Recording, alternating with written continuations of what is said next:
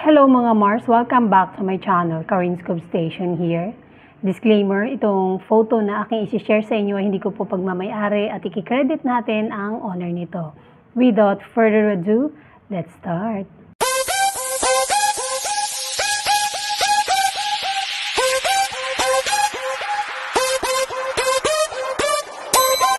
Mga Mars, sa bagong post ni Ma'am Sharon Cuneta, meron itong dalawang photo.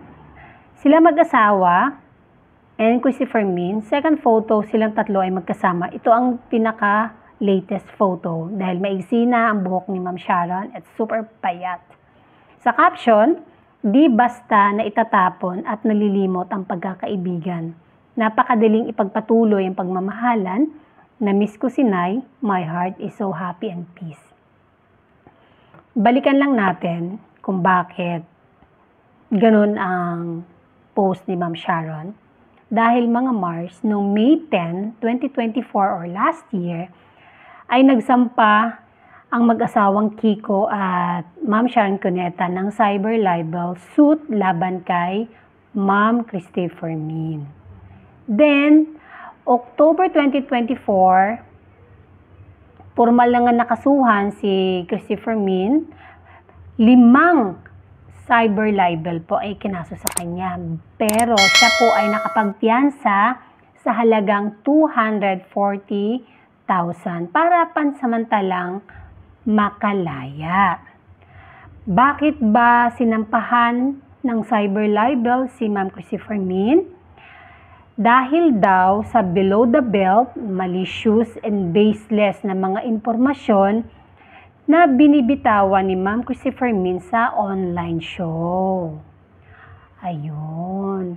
Madalas daw kasi itong laman sa YouTube vlogs ni Ma'am Christopher Min ang pamilya ni Sharon Cuneta.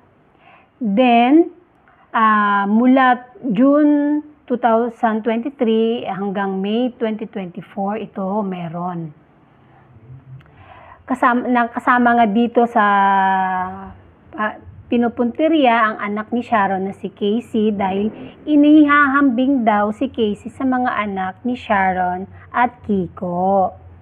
Ayan, ika nga ni Sharon, sa sinabi niya, quote in unquote, "You don't hit beyond what is acceptable. Pati mga anak namin, marriage namin, lahat na." Quote in unquote. Yun. Dagdag pa niya sa mga binitawan salita ni Ma'am Sharon, quote in unquote, "Parang ang sama-sama namin. Parang ang sama-sama kong ina. Ang sama kong tao. When buong buhay ko parang has been dedicated to really trying to raise the best kind of human beings sa mga anak namin. We're very decent, very honest people. We're not perfect, but we live very honestly. Wala kaming iskandalong matatawag mo." Quote and unquote. Ayun. At ngayon nga, July 8, 2025 ay nagkasundo na, nagkapatawaran na ang dalawang parte. Dahil si Ma'am Christopher Min ay nanghingi po siya ng tawad at naglabas po siya ng public apology. Sabi ni Ma'am Christopher Min, quote in unquote, "Kung nakapanakit tayo ng kalooban, marunong naman tayong humingi ng tawad." Quote in unquote. Oo nga naman. Kaya sa caption ni Ma'am Sharon, hindi basta na itatapon at nililimot ang pagkakaibigan. Kasi nga, matagal naman na talaga silang magkakilala. Matagal na artista si Sharon, matagal ng columnist, host, tapos ngayon nasa online na si Ma'am Christopher Min. Ayan, kaya